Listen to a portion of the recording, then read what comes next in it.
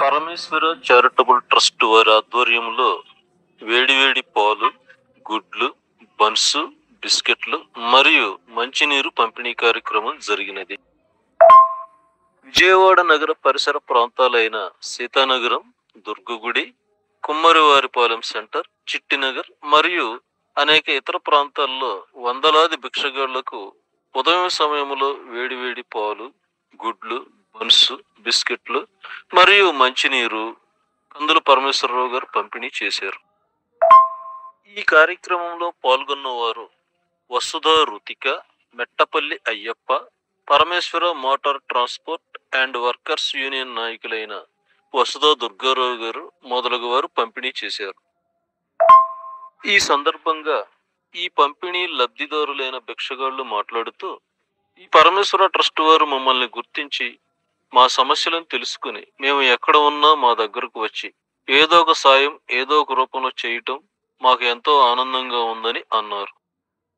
మెట్టపల్లి తులసి మాట్లాడుతూ, కందుల పరమేశ్వరరావు గారితో కలిసి మేము ప్రతి సంవత్సరం శీతాకాలం 4 నెలలు వారానికి 1 లేదా 2 పర్యాయాలు తప్పకుండా భిక్షగాళ్లకు టీ, కాఫీ లేదా పాలు మరియు బిస్కెట్స్ లేక బన్స్ పంపిణీ చేస్తాము.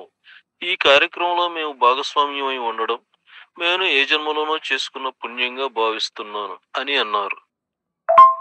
కందుల పరమేశ్వరరావు మాట్లాడుతూ, ఈ కార్యక్రమానికి సహాయ సహకారం అందించిన వారు కందుల నాగేశ్వరమ్మ, సిరా రమేష్ కుమార్, చిర్రా రామకృష్ణ, కుక్కమల్ల ప్రసంగి, కోన రమేష్, కడియం సూరిబాబు, కిలారి ఉమామహేశ్వరరావు పేర్లు తెలిపి వీరికి ధన్యవాదాలు తెలియచేశారు.